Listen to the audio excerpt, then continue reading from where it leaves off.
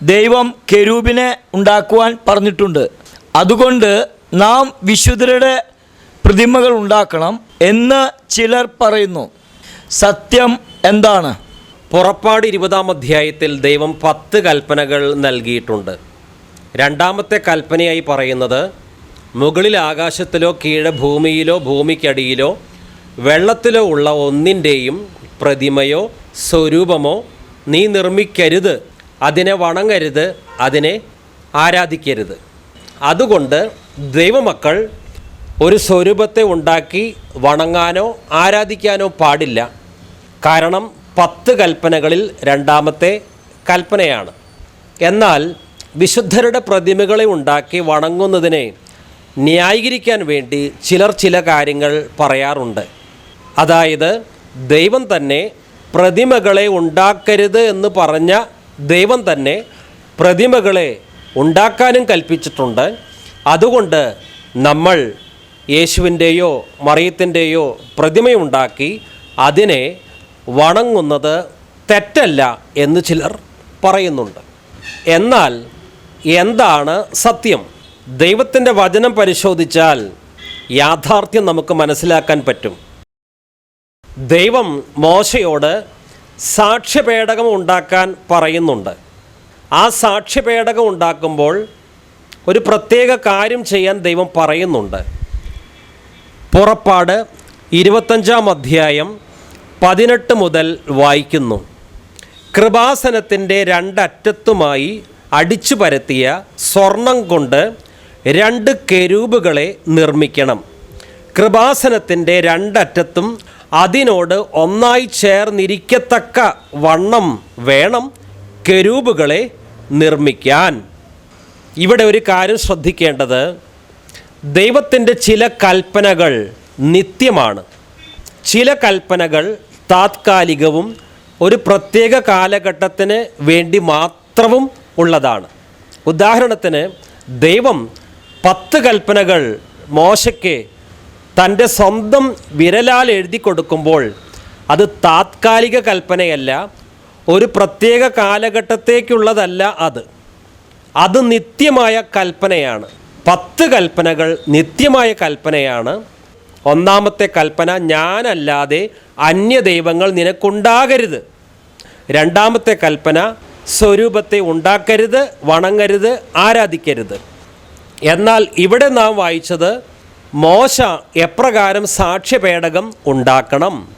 ഈ സാക്ഷ്യപേടകം ഒരു പ്രത്യേക കാലഘട്ടത്തിന് വേണ്ടി മാത്രമുള്ളതാണ്. പുതിയ നിയമസഭയിലെ ക്രിസ്ത്യാനികൾക്കുള്ളതല്ല ഈ സാക്ഷ്യപേടകവും കെരൂബും. മാത്രമല്ല, ദൈവം കെരൂബിനെ ഉണ്ടാക്കാൻ പറഞ്ഞാൽ മോശ കെരൂബിനെ ഉണ്ടാക്കിയേ പറ്റൂ. കാരണം ഈ സമാഗമന കൂടാരം മോശ എപ്രകാരമാണ് ഉണ്ടാക്കുന്നത്? സമാഗമന കൂടാരം ഉണ്ടാക്കേണ്ട വസ്തുക്കൾ, അതിൻ്റെ നീളം, അതിൻ്റെ അളവ്, ഏതു തരം ചരടാണ്, നിറം എന്താണ്, ഇതെല്ലാം ദൈവം മുൻകൂട്ടി മോശയോട് പറയുന്നുണ്ട്. മോശ സമാഗമന കൂടാരം ഉണ്ടാക്കുന്നത് ദൈവം പറഞ്ഞ അതേ വസ്തുക്കൾ ഉപയോഗിച്ച് അതേ അളവിലാണ് സമാഗമന കൂടാരം മോശ ഉണ്ടാക്കിയത്. അല്ലാതെ ദൈവം പറഞ്ഞതിനോട് എന്തെങ്കിലും കൂട്ടിച്ചേർത്ത് സമാഗമന കൂടാരം ഉണ്ടാക്കിയില്ല. ഇതുപോലെ മോശയോട് ദൈവം പറഞ്ഞു, നീ കെരൂബിനെ ഉണ്ടാക്കണം. കെരൂബിനെ ഉണ്ടാക്കാനായി പറഞ്ഞാൽ കെരൂബിനെ മോശ ഉണ്ടാക്കിയേ പറ്റൂ. കാരണം ദൈവത്തെ മോശ അനുസരിച്ചേ പറ്റൂ. എന്നാൽ മോശയോട് ദൈവം കെരൂബിനെ ഉണ്ടാക്കാൻ പറഞ്ഞു. അതുകൊണ്ട് നമ്മൾ യേശുവിൻ്റെ പ്രതിമ ഉണ്ടാക്കണം, നമ്മൾ മറിയത്തിൻ്റെ പ്രതിമ ഉണ്ടാക്കണം. കാരണം മോശയോട് കെരൂബിൻ്റെ പ്രതിമ ഉണ്ടാക്കാൻ പറഞ്ഞിട്ടുണ്ടല്ലോ. പ്രിയമുള്ളവരെ, പ്രത്യേകം ശ്രദ്ധിക്കുക. കെരൂബിനെ ഉണ്ടാക്കാൻ പറഞ്ഞാൽ കെരൂബിനെ തന്നെ ഉണ്ടാക്കണം. ചിലർ കരുതുന്നത് ഞങ്ങൾക്കും ചില അധികാരങ്ങളൊക്കെ ഉണ്ട്, ഞങ്ങൾ മനുഷ്യരാണെങ്കിലും ഞങ്ങൾക്ക് ഞങ്ങളുടേതായ അധികാരമുണ്ട്. ദൈവം മോശയോട് പറഞ്ഞു കെരൂബിനെ ഉണ്ടാക്കണം, മോശ ഉണ്ടാക്കി. ഞങ്ങൾക്കും അധികാരമുണ്ട്, ഞങ്ങൾ പറയുന്നു ഇന്ന വിശുദ്ധരുടെ പ്രതിമകളൊക്കെ ഉണ്ടാക്കണമെന്ന്. അങ്ങനെ ഉണ്ടാക്കുമ്പോൾ ദൈവത്തിൻ്റെ അധികാരത്തോട് മത്സരമായി അത് മാറും. വീണ്ടും ഈ വാക്യം വായിക്കുന്നു. പുറപ്പാട് 25-ാം അധ്യായം 18 മുതൽ. കൃപാസനത്തിൻ്റെ രണ്ടറ്റത്തുമായി അടിച്ചു പരത്തിയ സ്വർണം കൊണ്ട് 2 കെരൂബുകളെ നിർമ്മിക്കണം. ഈ കെരൂബുകളെ മോശ നിർമ്മിച്ചു. എന്നാൽ ആ കെരൂബിനെ ഇസ്രായേൽ മക്കൾ തൊട്ടുമുത്തിയില്ല. ആ കെരൂബിൻ്റെ മേൽ മാല ചാർത്തിയില്ല. ആ കെരൂബിൻ്റെ മുമ്പാകെ മെഴുകുതിരി കത്തിച്ച് പ്രാർത്ഥിച്ചില്ല. എന്നാൽ ഇന്ന് യേശുവിൻ്റേതെന്ന് പറയുന്ന അല്ലെങ്കിൽ മറിയത്തിൻ്റേത് എന്ന് പറയുന്ന ചില പ്രതിമകൾ, സ്വരൂപങ്ങൾ പലരും ഉണ്ടാക്കി അതിനു മുമ്പാകെ എന്തൊക്കെയാണ് ചെയ്യുന്നത്?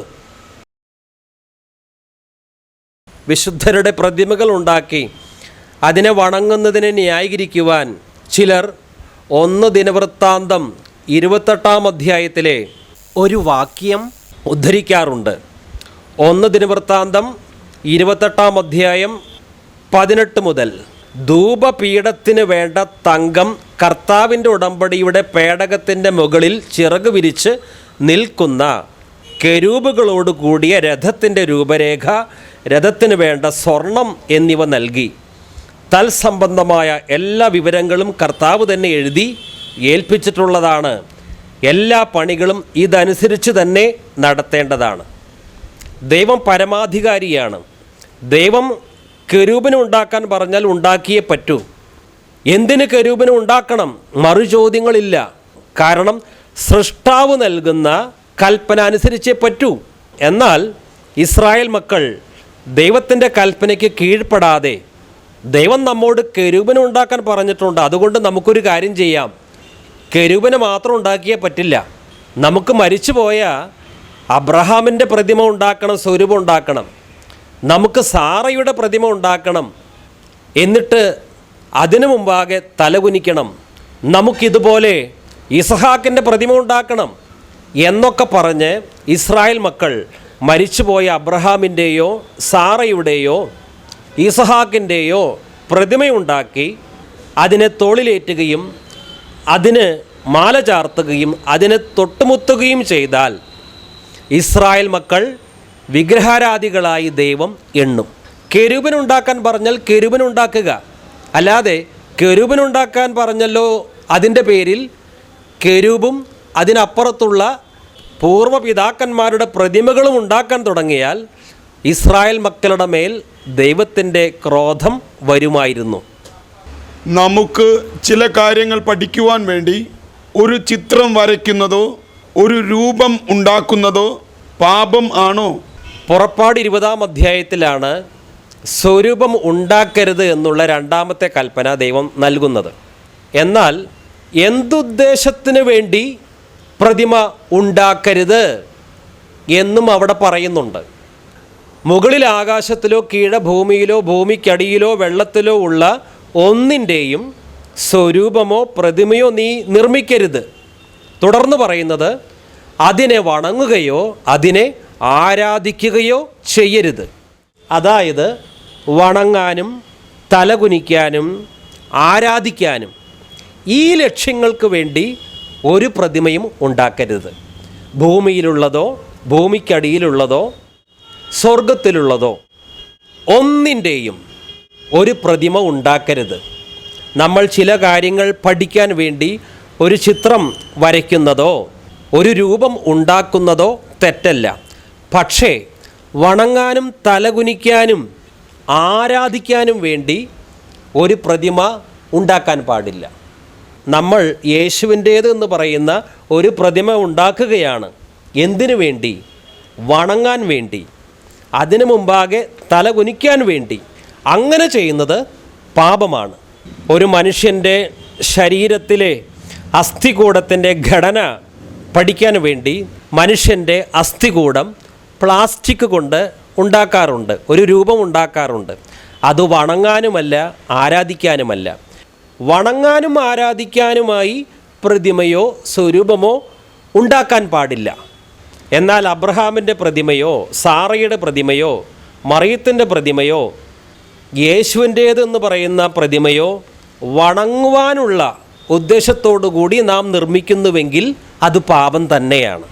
10 കൽപ്പനകളിൽ 2ാമത്തെ കൽപ്പന പുറപ്പാട് 20-ാം അധ്യായം 3-4 വാക്യങ്ങൾ. മുകളിൽ ആകാശത്തിലോ താഴെ ഭൂമിയിലോ ഭൂമിക്കടിയിലോ ജലത്തിലോ ഉള്ള ഒന്നിൻ്റെയും പ്രതിമയോ സ്വരൂപമോ നീ നിർമ്മിക്കരുത്. അവയ്ക്ക് മുമ്പിൽ വണങ്ങുകയോ അവയെ ആരാധിക്കുകയോ ചെയ്യരുത്. എന്തെന്നാൽ ഞാൻ നിന്റെ ദൈവമായ കർത്താവ് അസഹിഷ്ണുവായ ദൈവമാണ്. എന്നെ വെറുക്കുന്ന പിതാക്കന്മാരുടെ കുറ്റങ്ങൾക്ക് അവരുടെ മക്കളെ 3-4 തലമുറ വരെ ഞാൻ ശിക്ഷിക്കും. മോശയോട് ദൈവം പിച്ചള സർപ്പത്തെ ഉണ്ടാക്കുവാൻ പറഞ്ഞില്ലേ? പറഞ്ഞു. സംഖ്യാപുസ്തകം 21-ാം അധ്യായം 7 മുതൽ വായിക്കുന്നു. ജനം മോശയുടെ അടുക്കൽ വന്ന് പറഞ്ഞു, അങ്ങേക്കും കർത്താവിനുമെതിരായി സംസാരിച്ച് ഞങ്ങൾ പാപം ചെയ്തു. ഈ സർപ്പങ്ങളെ പിൻവലിക്കാൻ കർത്താവിനോട് പ്രാർത്ഥിക്കണമേ. മോശ ജനത്തിനു വേണ്ടി പ്രാർത്ഥിച്ചു. കർത്താവ് മോശയോട് അരുളി ചെയ്തു, ഒരു പിച്ചള സർപ്പത്തെ ഉണ്ടാക്കി വടിയിൽ ഉയർത്തി നിർത്തുക. ദംശനമേൽക്കുന്നവർ അതിനെ നോക്കിയാൽ മരിക്കുകയില്ല. മോശ പിച്ചള കൊണ്ട് ഒരു സർപ്പത്തെ ഉണ്ടാക്കി അതിനെ വടിയിൽ ഉയർത്തി നിർത്തി. ദംശനമേറ്റവർ പിച്ചള സർപ്പത്തെ നോക്കി അവർ ജീവിച്ചു. നേരത്തെ പറഞ്ഞല്ലോ, 10 കൽപ്പനകൾ നിത്യമായ കൽപ്പനകളാണ്. എന്നാൽ ദൈവം ചില പ്രത്യേക സന്ദർഭത്തിലേക്ക് മാത്രമായി ചില കൽപ്പനകൾ നൽകും. അത് നിത്യമായ കൽപ്പനയല്ല.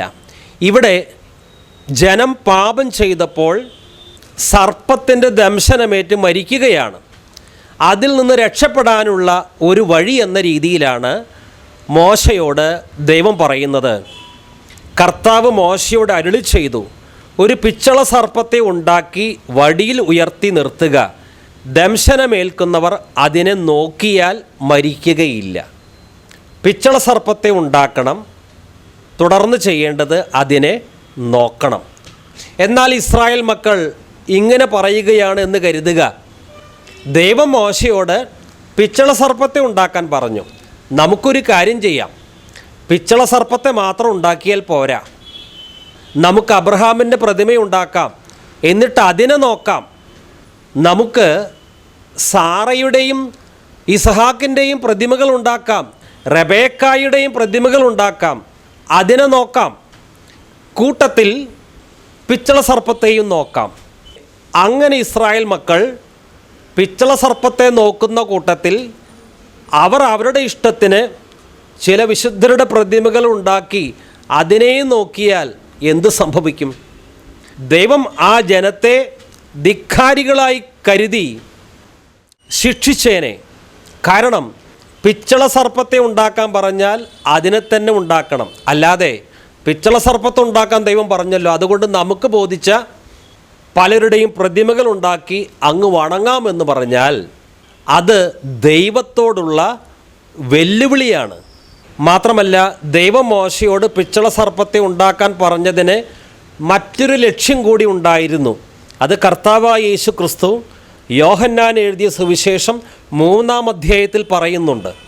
യോഹന്നാൻ എഴുതിയ സുവിശേഷം 3-ാം അധ്യായം 13-14 വാക്യങ്ങൾ. സ്വർഗത്തിൽ നിന്നിറങ്ങി വന്ന മനുഷ്യപുത്രനല്ലാതെ മറ്റാരും ഇതുവരെ സ്വർഗത്തിൽ കയറിയിട്ടില്ല. മോശ മരുഭൂമിയിൽ സർപ്പത്തെ ഉയർത്തിയതുപോലെ തന്നിൽ വിശ്വസിക്കുന്നവന് നിത്യജീവൻ ഉണ്ടാകേണ്ടതിന് മനുഷ്യപുത്രനും ഉയർത്തപ്പെടേണ്ടിയിരിക്കുന്നു. പഴയ നിയമത്തിലെ ചില സംഭവങ്ങൾ യേശു ക്രിസ്തുവിന് സാദൃശ്യമാണ്, നിഴലുകളാണ് അവ. പിച്ചള സർപ്പത്തെ നോക്കാൻ ദൈവം പറഞ്ഞു. എല്ലാ കാലത്തും പിച്ചള സർപ്പത്തെ നോക്കാൻ ദൈവം പറഞ്ഞിട്ടുണ്ടോ? ഇല്ല. നേരത്തെ പറഞ്ഞല്ലോ, ഒരു പ്രത്യേക സന്ദർഭത്തിൽ ഒരു പ്രത്യേക കാര്യത്തിന് വേണ്ടി ദൈവം പറഞ്ഞതാണ്. ഇസ്രായേൽ മക്കൾ പാപം ചെയ്തപ്പോൾ സർപ്പദംശനമേറ്റ് മരിക്കുകയാണ്. അതിൽ നിന്ന് വിടുതൽ കിട്ടാൻ വേണ്ടിയാണ് നോക്കാൻ പറഞ്ഞത്. ആ സംഭവം ഒരു ദിവസം കൊണ്ട് കഴിഞ്ഞു. എന്നാൽ ദൈവം ഏതുദ്ദേശത്തിന് വേണ്ടി പിച്ചള സർപ്പത്തെ ഉണ്ടാക്കാൻ പറഞ്ഞോ ആ ലക്ഷ്യം വിട്ട് ആരെങ്കിലും ആ പിച്ചള സർപ്പത്തെ ആരാധിക്കാനോ ആ പിച്ചള സർപ്പത്തിന് മുമ്പാകെ ധൂപം വീശാനോ തുടങ്ങിയാൽ അത് വിഗ്രഹാരാധനയാണ്. ഇസ്രായേൽ മക്കൾ പിന്നീട് എന്താണ് ചെയ്തത്? ഇസ്രായേൽ മക്കൾ പിന്നീട് ആ പിച്ചള സർപ്പത്തിന് മുമ്പാകെ ധൂപം വീശാൻ തുടങ്ങി. അതുകൊണ്ട് ആ പിച്ചള സർപ്പം തകർക്കപ്പെട്ടു. പിച്ചള സർപ്പത്തെ നോക്കണം. എപ്പോൾ? കടിക്കാനായി പാമ്പ് നടക്കുന്നുണ്ടെങ്കിൽ മാത്രമേ പിച്ചള സർപ്പത്തെ നോക്കേണ്ട ആവശ്യമുള്ളൂ. കടിക്കാനായി എപ്പോഴും പാമ്പില്ല. അപ്പോൾ പിന്നെ പിച്ചള സർപ്പത്തിന് പ്രസക്തിയില്ല, പിച്ചള സർപ്പത്തെ നോക്കേണ്ട കാര്യവും ഇല്ല. എന്നാൽ ഇസ്രായേൽ മക്കൾ എന്താ ചെയ്തത്? പിന്നീട് ആ പിച്ചള സർപ്പത്തിന് മുമ്പാകെ ധൂപം വീശി. അത് വിഗ്രഹാരാധനയായി മാറി. 2 രാജാക്കന്മാർ 18-ാം അധ്യായം 1-ാം വാക്യം. ഇസ്രായേൽ രാജാവായ ഏലായുടെ പുത്രൻ ഹോസിയായുടെ 3-ാം ഭരണവർഷം യൂദ രാജാവായ ആഹാസിൻ്റെ മകൻ ഹെസക്കിയ ഭരണമേറ്റു. 4-ാം വാക്യം. അവൻ പൂജാഗിരികൾ നശിപ്പിക്കുകയും സ്തംഭങ്ങളും അശേര പ്രതിഷ്ഠകളും തകർക്കുകയും ചെയ്തു. മോശ ഉണ്ടാക്കിയ നെഹുഷ്താൻ എന്ന് വിളിക്കപ്പെടുന്ന ഓട്ടുസർപ്പത്തിൻ്റെ മുമ്പിൽ ഇസ്രായേൽ ധൂപാർച്ചന നടത്തിയതിനാൽ അവൻ അത് തകർത്തു. പ്രത്യേകം ശ്രദ്ധിക്കുക, മോശ ഉണ്ടാക്കിയ നെഹുഷ്താൻ എന്ന് വിളിക്കപ്പെടുന്ന ഓട്ടുസർപ്പത്തിൻ്റെ മുമ്പിൽ ഇസ്രായേൽ ധൂപാർച്ചന നടത്തിയതിനാൽ അവനത് തകർത്തു.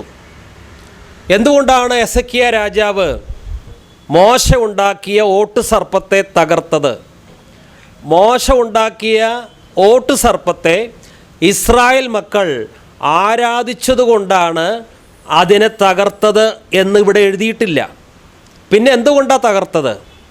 മോശ ഉണ്ടാക്കിയ നെഹുഷ്താൻ എന്ന് വിളിക്കപ്പെടുന്ന ഓട്ടുസർപ്പത്തിൻ്റെ മുമ്പിൽ ഇസ്രായേൽ ധൂപാർച്ചന നടത്തിയതിനാൽ അവനത് തകർത്തു. അതായത് ഒരു പ്രതിമയെ നമ്മൾ ആരാധിച്ചില്ല എങ്കിലും അതിന് ധൂപം വീശുകയാണ് എങ്കിൽ അത് വിഗ്രഹാരാധനയായിട്ടാണ് ദൈവം കാണുന്നത്. ഒന്നുകൂടി പറയാം, നമ്മൾ ഏതെങ്കിലും വിശുദ്ധൻ്റെ ഒരു പ്രതിമയുണ്ടാക്കി നമ്മൾ പറയുകയാണ് ഞങ്ങൾ ഇതിനെ ആരാധിക്കുന്നില്ല, ഈ പ്രതിമയുടെ മുമ്പാകെ ഒന്ന് ധൂപം വീശി കൊടുക്കുക മാത്രമാണ് ഞങ്ങൾ ചെയ്യുന്നത്. അങ്ങനെ നമ്മൾ ഏതെങ്കിലും വിശുദ്ധൻ്റെയോ വിശുദ്ധയുടെയോ പ്രതിമയുടെ മുമ്പാകെ ധൂപം വീശിക്കൊടുക്കുമ്പോൾ ദൈവം അതിനെ കാണുന്നത് വിഗ്രഹാരാധനയായിട്ടാണ്. മറ്റു മനുഷ്യർ നമ്മോട് പറയുമായിരിക്കും, നീ യേശുവിൻ്റേതെന്ന് പറയുന്ന പ്രതിമയ്ക്ക്, മറിയത്തിൻ്റേതെന്ന് പറയുന്ന പ്രതിമയ്ക്ക് ധൂപം വീശിക്കൊടുക്കുമ്പോൾ നീ വിഗ്രഹാരാധകനല്ല, നീ ഒരു പ്രതിമാ വണങ്ങി മാത്രമാണ്. അതാണ് മനുഷ്യൻ്റെ ന്യായം. പക്ഷേ നമ്മൾ മോശയുണ്ടാക്കിയ പിച്ചള സർപ്പമാകട്ടെ, നമ്മൾ നമ്മുടെ കൈകൾ കൊണ്ടുണ്ടാക്കുന്ന ഒരു യേശു സ്വരൂപമാകട്ടെ, മറ്റേതെങ്കിലും സ്വരൂപമാകട്ടെ, മരിച്ചുപോയ അബ്രഹാമിൻ്റെയോ മരിച്ചുപോയ പൗലോസിൻ്റെയോ ഒരു സ്വരൂപം ഉണ്ടാക്കി അതിനു മുമ്പാകെ ധൂപാർച്ചന നടത്തിയാൽ അത് വിഗ്രഹാരാധനയാണ്. ഇവിടെ മോശ ഉണ്ടാക്കിയ ഓട്ടുസർപ്പത്തിന് മുമ്പാകെ ധൂപാർച്ചന ഇസ്രായേൽ മക്കൾ നടത്തിയതുകൊണ്ട് ആ ഓട്ടുസർപ്പത്തെ തന്നെ തകർത്ത് കളഞ്ഞു. ഇവിടെ പ്രത്യേക ഒരു കാര്യം ശ്രദ്ധിക്കണം. പലരും ഇന്ന് വഞ്ചിക്കപ്പെട്ടിരിക്കുന്നത്, മോശയോട് ദൈവം ഓട്ടുസർപ്പത്തെ ഉണ്ടാക്കാൻ പറഞ്ഞു, അതുകൊണ്ട് നമുക്ക് യേശുവിൻ്റേതെന്ന് പറയുന്ന വിശുദ്ധരുടേതെന്ന് പറയുന്ന പ്രതിമകൾ ഉണ്ടാക്കാം, അതിനെ വണങ്ങാം, അതിനു മുമ്പാകെ ധൂപം വീശിക്കൊടുക്കാം. ഇതൊന്നും പാപമല്ല. കാരണം ദൈവം തന്നെ പറഞ്ഞില്ലേ മോശയോട് ഓട്ടുസർപ്പത്തെ ഉണ്ടാക്കണം. പക്ഷേ ഇവിടെ പലരും ഒരു കാര്യം മറച്ചു വയ്ക്കുകയാണ്. മോശ ഉണ്ടാക്കിയ ആ ഓട്ടുസർപ്പത്തിന് പിന്നീട് എന്താണ് സംഭവിച്ചത്? ആ ഓട്ടുസർപ്പത്തിന് മുമ്പാകെ ധൂപാർച്ചന നടത്തി എന്നതിൻ്റെ പേരിൽ ഇതാ ഹെസക്കിയ രാജാവ് അതിനെ തകർത്ത് കളയുകയാണ്.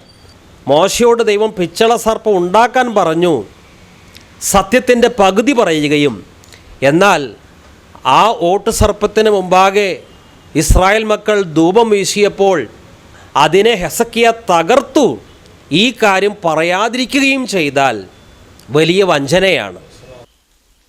ചില മനുഷ്യർ അവർ ചെയ്ത പാപത്തിൻ്റെ ഉത്തരവാദിത്വം ഏറ്റെടുക്കാതെ മറ്റുള്ളവർ നിമിത്തമാണ് ഞാൻ ഈ പാപം ചെയ്തത് എന്ന് പറയാറുണ്ട്.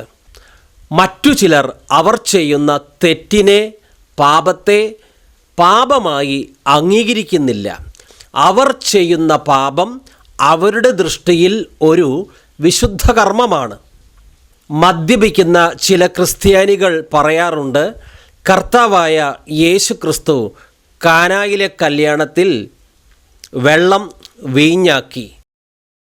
ഇങ്ങനെ പറഞ്ഞ് ഒരിക്കലും മാനസാന്തരപ്പെടാതെ മരണം വരെ മദ്യപിച്ചു കൊണ്ടിരിക്കുന്ന ചില ക്രിസ്ത്യാനികളെ നമുക്ക് കാണാൻ കഴിയും. ഇതുപോലെ സ്വരൂപത്തെ വണങ്ങുന്ന ചിലർ അവർ ചെയ്യുന്നതിനെ ഒരിക്കലും പാപമാണ് എന്ന് അംഗീകരിക്കാറില്ല. മറിച്ച് അവർ ചെയ്യുന്ന സ്വരൂപ വണക്കത്തെ ന്യായീകരിക്കാൻ അവർ പറയുന്നത് ഇപ്രകാരമാണ്: ദൈവം തന്നെ സ്വരൂപത്തെ ഉണ്ടാക്കാൻ പറഞ്ഞിട്ടുണ്ട്. ദൈവം പിച്ചള സർപ്പത്തെ ഉണ്ടാക്കാൻ പറഞ്ഞില്ലേ? ദൈവം മോശയോട് കെരൂബിനെ ഉണ്ടാക്കാൻ പറഞ്ഞില്ലേ? അതുകൊണ്ട് നമ്മൾ ധാരാളം സ്ത്രീ പുരുഷന്മാരുടെ സ്വരൂപങ്ങളും പ്രതിമകളും ഉണ്ടാക്കി അതിനെ വണങ്ങണം. അവർ നടത്തുന്ന സ്വരൂപ വണക്കത്തിന് ഉത്തരവാദി ദൈവം തന്നെയാണ് എന്ന് പറഞ്ഞ് ദൈവത്തിൻ്റെ മേൽ കുറ്റമാരോപിക്കാനാണ് അവർ ശ്രമിക്കുന്നത്. സ്വന്തം പാപത്തെ ന്യായീകരിക്കുന്ന സ്വഭാവം, മറ്റുള്ളവർ നിമിത്തമാണ് ഈ പാപം ഞാൻ ചെയ്യുന്നത്, ഈ രണ്ട് മനോഭാവവും മനുഷ്യർക്ക് ആദാമിൽ നിന്നാണ് ലഭിച്ചത്. വിലക്കപ്പെട്ട പഴം ആദാം തിന്നു. ദൈവം അവനോട് ചോദിച്ചു, നീ ഈ പഴം തിന്നോ? അവൻ ദൈവത്തോട് ന്യായീകരണം പറയുന്നത്, ദൈവമേ, നീ തന്ന സ്ത്രീ എനിക്ക് പഴം തന്നു, ഞാൻ വാങ്ങി ഭക്ഷിച്ചു. അതിൻ്റെ അർത്ഥം, ദൈവമേ, നീ ഈ സ്ത്രീയെ എനിക്ക് തന്നില്ലായിരുന്നുവെങ്കിൽ ഞാൻ തിന്നില്ലായിരുന്നു. അപ്പോൾ വാസ്തവത്തിൽ ആരാണ് കുറ്റക്കാരൻ? ഇനി ദൈവം ഹവ്വയോട് ചോദിച്ചു, നീ പഴം തിന്നോ? അവൾ പറയുന്നത്, സർപ്പം എന്നെ വഞ്ചിച്ചു. അല്ലാതെ ആദവും ഹവ്വയും ദൈവത്തോട് ഞങ്ങൾ പാപം ചെയ്തു എന്ന് പറയാതെ മറ്റുള്ളവർ നിമിത്തമാണ് ഈ പാപം ഞങ്ങൾ ചെയ്തത് എന്നാണ് പറയുന്നത്. ലോകത്തിൽ പലരും പലതും കാണിക്കുന്നുണ്ടായിരിക്കാം. എന്നാൽ ദൈവവചനമായ ബൈബിളിനെ സ്നേഹിക്കുന്ന, കർത്താവിനെ ഭയപ്പെടുന്ന ദൈവമക്കൾ ഒരിക്കലും യേശുവിൻ്റേത് എന്ന് പറയുന്ന ഒരു പുരുഷപ്രതിമയെയോ മറ്റേതെങ്കിലും വിശുദ്ധരുടേത് എന്ന് പറയുന്ന പ്രതിമകളെയോ ഉണ്ടാക്കി അതിനെ വണങ്ങി ആ കാര്യത്തെ ന്യായീകരിക്കുവാനായി ദൈവം തന്നെ സ്വരൂപങ്ങളെ ഉണ്ടാക്കരുത് എന്ന് പറഞ്ഞ ദൈവം തന്നെ സ്വരൂപങ്ങളെ ഉണ്ടാക്കാനും പറഞ്ഞിട്ടുണ്ട് എന്ന് പറഞ്ഞ് ദൈവത്തിൻ്റെ മേൽ കുറ്റമാരോപിക്കരുത്. നേരത്തെ പറഞ്ഞല്ലോ, ദൈവത്തിൻ്റെ ചില കൽപ്പനകൾ നിത്യമാണ്. 10 കൽപ്പനകൾ നിത്യമാണ്. അതിലെ രണ്ടാമത്തെ പ്രമാണം ഇപ്രകാരമാണ്: മുകളിലെ ആകാശത്തിലോ കീഴെ ഭൂമിയിലോ ഭൂമിക്കടിയിലോ വെള്ളത്തിലോ ഉള്ള ഒന്നിൻ്റെയും സ്വരൂപമോ പ്രതിമയോ നീ നിർമ്മിക്കരുത്, അതിനെ വണങ്ങരുത്, അതിനെ ആരാധിക്കരുത്. സ്വരൂപത്തെ നിർമ്മിക്കരുത്, അതിനെ വണങ്ങരുത്, അതിനെ ആരാധിക്കരുത്. ഇതാണ് രണ്ടാമത്തെ കൽപ്പന. 10 കൽപ്പനകൾ നിത്യമാണ്. എന്നാൽ ദൈവം ചില പ്രത്യേക സാഹചര്യത്തിനായി മാത്രം ചില താൽക്കാലിക കൽപ്പനകൾ കൊടുക്കുന്നുണ്ട്. മോശയോട് ദൈവം നീ പിച്ചള സർപ്പത്തെ ഉണ്ടാക്കണം എന്ന് പറയുന്നത് എപ്പോഴാണ്? സർപ്പങ്ങളുടെ കടിയേറ്റ് ജനം മരിക്കുകയാണ്. ആ സന്ദർഭത്തിന് വേണ്ടി മാത്രമാണ് മോശയോട് പിച്ചള സർപ്പത്തെ ഉണ്ടാക്കുവാൻ ദൈവം ആവശ്യപ്പെട്ടത്. അല്ലാതെ അതൊരു നിത്യമായ കൽപ്പനയല്ല. മാത്രമല്ല, ഒരു പിച്ചള സർപ്പത്തെ മാത്രം ഉണ്ടാക്കാനാണ് ദൈവം മോശയോട് പറഞ്ഞത്. ആയിരക്കണക്കിന് കോടിക്കണക്കിന് പിച്ചള സർപ്പത്തെ ഉണ്ടാക്കുവാൻ ദൈവം പറഞ്ഞിട്ടില്ല. മാത്രമല്ല ലോകത്തിലെ എല്ലാ രാജ്യങ്ങളിലും ഈ പിച്ചള സർപ്പത്തെ സ്ഥാപിക്കണമെന്നും ദൈവം പറഞ്ഞില്ല. അതുകൊണ്ട് നമ്മൾ ഏതെങ്കിലും സ്വരൂപത്തെ വണങ്ങി അതിനെ ന്യായീകരിക്കുവാനായി ദൈവം തന്നെ സ്വരൂപമുണ്ടാക്കാനായി പറഞ്ഞിട്ടുണ്ട് എന്ന് പറഞ്ഞ് ദൈവത്തിൻ്റെ മേൽ കുറ്റം ആരോപിക്കുകയാണ് ചെയ്യുന്നത് എങ്കിൽ നമ്മെ ദൈവം വെറുതെ വിടും എന്ന് തെറ്റിദ്ധരിക്കരുത്. പിച്ചള സർപ്പത്തിൻ്റെ മറ പിടിച്ച് സ്വരൂപവണക്കം എന്ന രണ്ടാം കൽപ്പനയുടെ ലംഘനത്തെ, ആ വലിയ പാപത്തെ നമുക്കൊരിക്കലും വെള്ളപൂശാൻ സാധിക്കുകയില്ല. ഏതെങ്കിലും സഭാപ്രബോധനമല്ല, മറിച്ച് ദൈവത്തിൻ്റെ മാറ്റമില്ലാത്ത വചനങ്ങളടങ്ങിയ വിശുദ്ധ ബൈബിളാണ് നാം വിശ്വസിക്കേണ്ടതും അനുസരിക്കേണ്ടതും. അല്ലാത്ത പക്ഷം ഒരിക്കലും നമുക്ക് ദൈവക്രോധത്തിൽ നിന്ന് രക്ഷപ്പെടാൻ സാധിക്കുകയില്ല. ദൈവം വ്യക്തമായി പറഞ്ഞ കൽപ്പനകളെ ലംഘിച്ച് പാപം ചെയ്ത് അതിനെ ന്യായീകരിച്ചാൽ ഒരിക്കലും ദൈവം നമ്മെ വെറുതെ വിടുകയില്ല. ദൈവത്തിന് മഹത്വമുണ്ടാകട്ടെ. Hallelujah, hallelujah. Praise the lord. നിയമാവർത്തനം 4-ാം അധ്യായം 15 മുതൽ 18 വരെ. അതിനാൽ നിങ്ങൾ പ്രത്യേകം ശ്രദ്ധിക്കുവിൻ. ഹോറേബിൽ വെച്ച് അഗ്നിയുടെ മധ്യത്തിൽ നിന്ന് കർത്താവ് നിങ്ങളോട് സംസാരിച്ച ദിവസം നിങ്ങൾ ഒരു രൂപവും കണ്ടില്ല. അതിനാൽ എന്തിൻ്റെയെങ്കിലും സാദൃശ്യത്തിൽ പുരുഷൻ്റെയോ സ്ത്രീയുടെയോ ഭൂമിയിലുള്ള ഏതെങ്കിലും മൃഗത്തിൻ്റെയോ ആകാശത്തിലെ ഏതെങ്കിലും പറവയുടെയോ നിലത്തിടയുന്ന ഏതെങ്കിലും ജന്തുവിൻ്റെയോ ഭൂമിക്കടിയിലെ ജലത്തിൽ വസിക്കുന്ന ഏതെങ്കിലും മത്സ്യത്തിൻ്റെയോ സാദൃശ്യത്തിൽ വിഗ്രഹമുണ്ടാക്കി നിങ്ങളെ തന്നെ അശുദ്ധരാക്കാതിരിക്കാൻ സൂക്ഷിച്ചുകൊള്ളുവിൻ. ദൈവം മോശയോട് സാക്ഷ്യപേടകത്തിൽ കെരൂബുകളെ ഉണ്ടാക്കുവാൻ പറഞ്ഞു. എന്നാൽ ഇസ്രായേൽ മക്കൾ ആ കെരൂബിനെ വണങ്ങുകയും തൊട്ടുമുത്തുകയും ചെയ്തിരുന്നുവെങ്കിൽ ആ കെരൂബിനെ തകർക്കുമായിരുന്നു. ദൈവം കെരൂബിനെ ഉണ്ടാക്കാൻ പറഞ്ഞു. എന്നാൽ ഇസ്രായേൽ മക്കൾ അതിനപ്പുറം ചെയ്താൽ, ആ കെരൂബിനെ വണങ്ങുകയോ ആ കെരൂബിനെ തൊട്ടുമുത്തുകയോ അതിന് മാല ചാർത്തുകയോ ചെയ്താൽ അത് വിഗ്രഹാരാധനയായി മാറും. അപ്പോൾ ആ കെരൂബ് തകർക്കപ്പെടും. മോശയോട് ദൈവം തന്നെയാണ് പിച്ചള സർപ്പത്തെ ഉണ്ടാക്കാൻ പറഞ്ഞത്. പക്ഷേ ആ പിച്ചള സർപ്പത്തിന് മുമ്പാകെ പിന്നീട് ധൂപം വീശാൻ ഇസ്രായേൽ മക്കൾ ആരംഭിച്ചപ്പോൾ അതിനെ ദൈവം പറഞ്ഞുണ്ടാക്കിയതാണ് എങ്കിലും തകർക്കുക തന്നെ ചെയ്തു. സോളമൻ പണി കഴിപ്പിച്ച ദേവാലയത്തിനകത്ത് അലങ്കാര പണികൾ ഉണ്ടായിരുന്നുവല്ലോ. അത് പ്രതിമ വണക്കമാണോ? പ്രതിമാ വണക്കം എന്ന് പറഞ്ഞാൽ എന്താണ്? ഒരു വിശുദ്ധൻ്റേത് എന്ന് പറയുന്ന പുരുഷ പ്രതിമ ഉണ്ടാക്കുന്നു, അല്ലെങ്കിൽ ഒരു വിശുദ്ധയുടേത് എന്ന് പറയുന്ന സ്ത്രീ സ്വരൂപം ഉണ്ടാക്കുന്നു. എന്നിട്ട് അതിൻ്റെ നേരെ നോക്കി പ്രാർത്ഥിക്കുന്നു, അതിനെ തോളിലേറ്റുന്നു, അതിനെ മാല ചാർത്തുന്നു, അതിനെ വസ്ത്രം ധരിപ്പിക്കുന്നു, അതിനെ തോളിലെടുത്ത് പ്രദക്ഷിണം നടത്തുന്നു, അതിനെ മാല ചാർത്തുന്നു, അതിന് ധൂപം വീശിക്കൊടുക്കുന്നു, അതിനെ എഴുന്നള്ളിക്കുന്നു. അങ്ങനെ ഒരുപാട് കാര്യങ്ങൾ. എന്നാൽ സോളമൻ പണിത ദേവാലയത്തിലെ ചിത്രപ്പണികളോട്, അലങ്കാരങ്ങളോട് ആരും ഈ രീതിയിലൊന്നും ചെയ്തില്ല. ആ അലങ്കാരപ്പണികളോട് ഈ രീതിയിലുള്ള കാര്യങ്ങളൊക്കെ ചെയ്താൽ അതും വിഗ്രഹാരാധനയായി മാറും. അതുകൊണ്ട് നമ്മോട് ആരെങ്കിലും ദൈവം തന്നെ പ്രതിമകൾ ഉണ്ടാക്കാൻ പറഞ്ഞിട്ടുണ്ട്, അതുകൊണ്ട് നമ്മളും വിശുദ്ധരുടെ പ്രതിമകൾ ഉണ്ടാക്കി വണങ്ങണമെന്ന് ആരെങ്കിലും പറഞ്ഞാൽ, ഇന്ന് കേട്ട സത്യം നമ്മെ സ്വതന്ത്രരാക്കും. എല്ലാ ദുരുപദേശത്തിൻ്റെ ചങ്ങലകളിൽ നിന്നും നമ്മെ രക്ഷിക്കും. ക്രിസ്തു പറഞ്ഞു, സത്യം നിങ്ങൾ അറിയുകയും സത്യം നിങ്ങളെ സ്വതന്ത്രമാക്കുകയും ചെയ്യും.